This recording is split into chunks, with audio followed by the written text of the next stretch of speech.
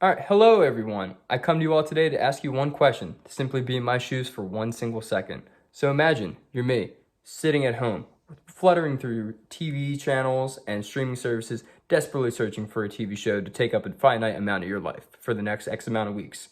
But unfortunately, you're unsuccessful, going show by show, either being disappointed because you've already seen it and seeing it trail off into mediocrity, or simply not grabbing your attention at all because that's how most shows tend to be when they come out. But then you come across one show. It's Always Sunny in Philadelphia. And I'm just now realizing it's backwards, and I apologize for that because my laptop does not work with Zoom. So try to work with me here. But trust me, that says It's Always Sunny. But it catches your eye, and you're interested because it's a local show, your friends have seen it, and everyone online has seen it and doesn't stop quoting it, and it leaves you really confused, so you want to check it out and see how it is. And then you check it out, and nothing in your entire life has prepared you for the 14 straight seasons of pure insanity that gets jammed straight into your eyeballs, and you are not exactly prepared on how you're going to deal with it. But once you do, you can't really stop telling other people to check it out and see how they think of it.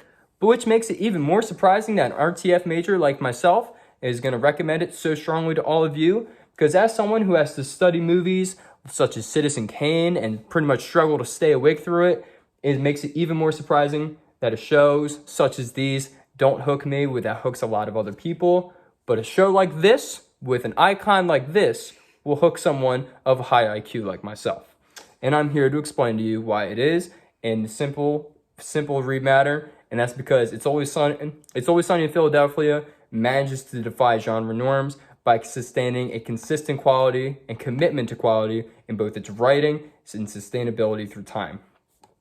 So, to move on as we go, and the first thing I want to bring up when it comes to the show is its writing. Because when it comes to shows like these, they tend to struggle a little bit because over time, they start off strong and then they begin to trail off as the writing either begins to fall victim to complacency or to just laziness, or they tend to usually bend a little bit to corporate, or usually when studios interject thinking they have better ideas. It's Always Sunny doesn't really follow that rule. They usually do their own thing, because it follows the lives of these four beautiful men right here that are also degenerates of the wildly unsuccessful Southern bar, Patty's Pub. And it also follows the story of the waitress, Dee, who also is one of the main characters of the show and often gets put to the side because that's where Dee belongs. But you'll also explain why, because, well, you'll see why, because she's not exactly what I call a good person, or really any of these men are, because all of them are horrible degenerates. And that's what makes this show so charming to watch.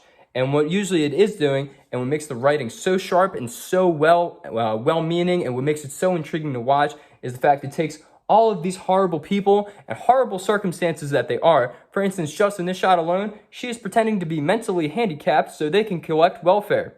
Sounds like a good person.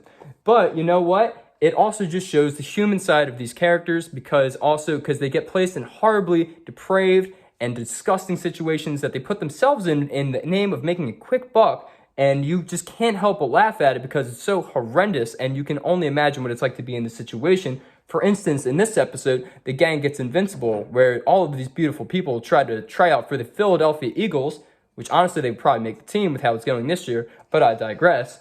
So as they're trying out, Frank decides, who is played by this man right here, is deciding to take some acid, otherwise known as LSD, while they are trying out for football. And as they do that, their other friend Charlie, who, if I go back in the slide above, who is this man right here, is watching that, is simply just alongside him on the sidelines, watching them play, and he offers Charlie some of the drugs. He turns it down, simply not interested. He spikes his beer full of acid. He freaks out, and in that moment, you understand the disgust, the anger that the character feels in that moment, because it's a horrible thing that no one would want to experience and go through. But the way this show balances that is really expertise, because in the same season, let alone, you'll watch him struggle, this man right here, on his failures and his regrets in raising his children, while also providing one of the best episodes in television history with this one alone, because what happens afterwards, Charlie realizes he's on the acid, is one of the greatest things I refuse to spoil for anybody who decides to watch his show.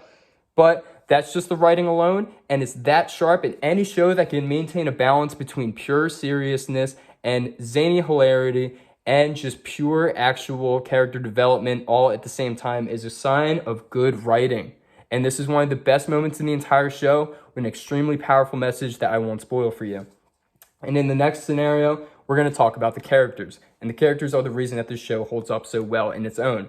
Because, for instance, all of them have extremely fleshed out backstories and expressive personality traits that you'll see in most ensemble and sitcom television shows. But the reason that they all stand out is because most shows are dedicated to having each character grow as they go. They start off in one place and they start off higher.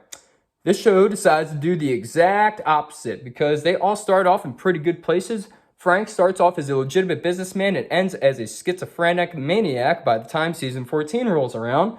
Dee is a fairly normal human being in the show that begins as just a mere waitress and pretty much manipulates everyone she comes across.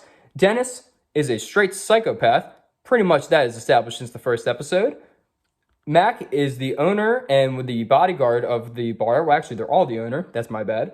But he is pretty much just a horrible, homophobic, and sexist character. While Charlie, he's just dyslexic. He's a very good intentioned character that is simply just pretty much manipulated by them. And he's one of the best catalysts of the show to show how much their influence goes over. But it just shows how much the characters are important. The side characters are one of the best parts of the show. Any best side character of any sitcom really type of show like this anyway, and the way they balance and any type of their interactions with the other main characters are some of the best done interactions I've seen in TV, period.